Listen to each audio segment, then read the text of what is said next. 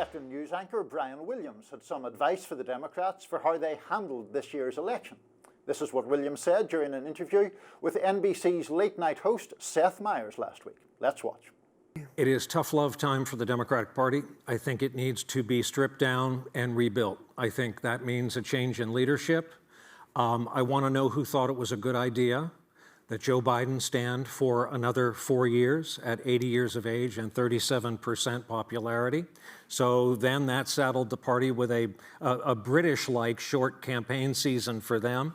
I think it's insulting when members of the working class, which the Democratic Party has lost entirely in our lifetimes, to insist the economy's doing great.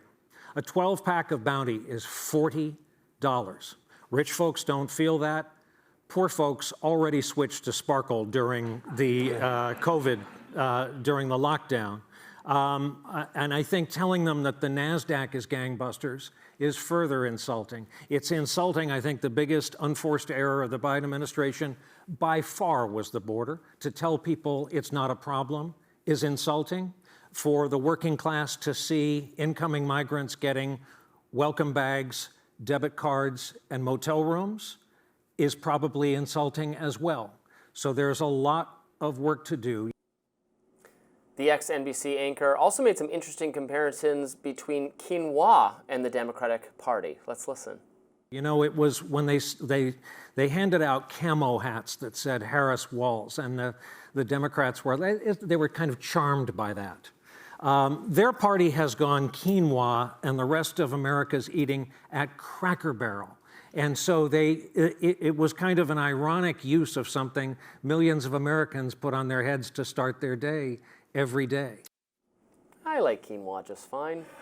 I knew you would find some way to take the contrarian view on all of this. So I like Brian Williams. I know we often criticize mainstream media figures on this show, and he looked good. He did look good, and I liked his popped collar jacket and all of that.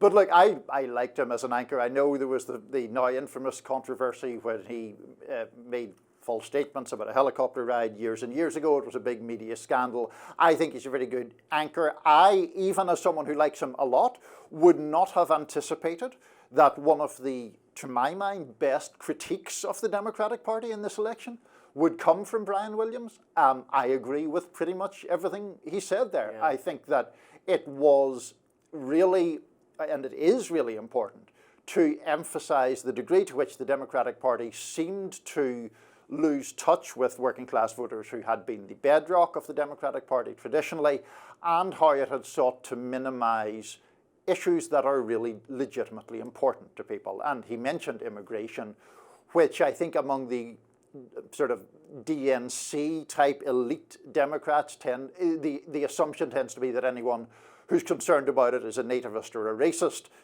Nativists and racists exist, but lots of people are concerned about those record numbers we saw late last year, the strain it places on infrastructure, all of that, and I think it's a legitimate point. Yeah, public opinion is just so overwhelmingly, its public opinion is to my right on this issue. Right. I'm the right of center host on this show. Right.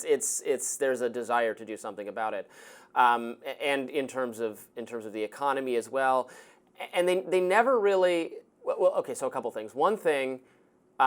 It is astonishing and quite an accomplishment that Trump has managed to make the Republican Party more better liked by working people, or at least Trump is liked by working people. There's some question if Trump were to, disappear, vanish into thin air tomorrow, right, whether the Republican Party would retain the loyalty of the working class. I could see arguments in both directions, mostly without wholly changing the political agenda of the Republican Party. I mean, we are right. We're going to see what kind of policies come forth because he has assembled a cabinet, we talked about that earlier in the show, that has a range of kind of ideological views. I would say that they're more united.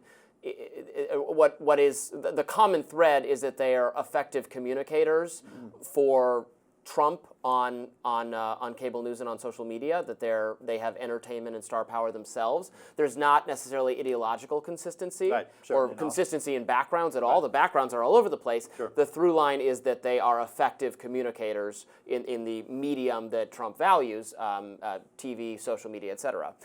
But we have to still see what the policies are going to look like, and if they're going to address working class issues. That's clear. I think the working class, rightly or wrongly, thinks immigration is having a bad impact on their own economic reality in terms of competition for jobs and wages. There's that argument in addition to the crime and kind of social unrest. The immigration argument that most resonates with me, or that I think is probably most valid, is the swamping of social services in places where they've been forced to forced to congregate, and I see why that would irritate hardworking, tax-paying Americans.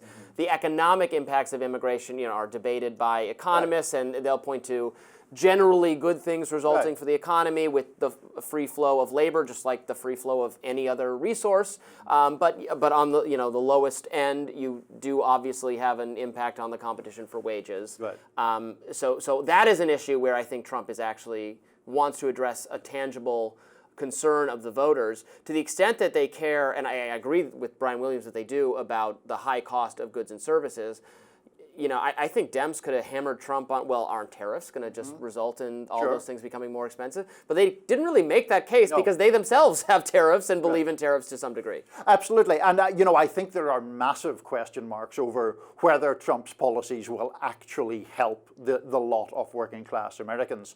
But I do think it is really important, just to get back to William's point and to other people who make a similar point, there is this sense that the Democratic Party, in many of its policies and sensibilities, is now driven by very affluent, very highly educated people, to whom something like a rise in unauthorized immigration is not really that personally dangerous. In other words, someone who comes across the border undocumented from Guatemala is not generally going to be working, with all due respect to them, as a lawyer or a think tank person or a reporter or TV host for that matter. And so the pressure is greatest at the lowest end of the income scale.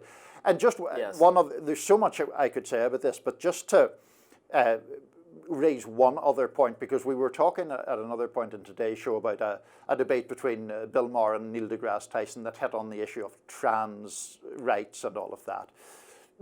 This concentration on what is sometimes called identity politics or social issues is something that I think the Democratic Party has to think very seriously about, because I am old enough to remember when the traditional left position was be wary of the sort of capitalist classes dividing and conquering by focusing on identity at the expense of economic interests. And the whole foundational idea of organized labor is, we might have different skin color, we might be of different gender, we might go to different churches, but we have common interests.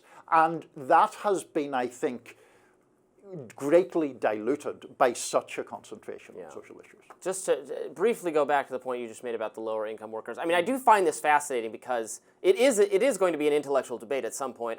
Because you can take that argument too far, like we could, on the extreme end, we could ban computers or we could create more jobs for typists again, right? There's creative destruction in the economic sector where jobs phase out because of technological innovation. And if we're always at, if we're willing to pay any cost on the economy at large and society at large to protect and retain some of those jobs, you're going to end up doing things that are economically very nutty from the standpoint of the rest of the country, but might be in the narrow interests of that slice of the labor pool. And I worry about that a little bit. Yeah, I think that's a fair point. And you do have, things change. No, there is not going to be some resurgence of steel making in the United States at this point. It's just not going to happen. It's not going to happen. All right, more Rising still to come. Stay tuned. We've got a lot more to talk about. We'll be back in just a minute.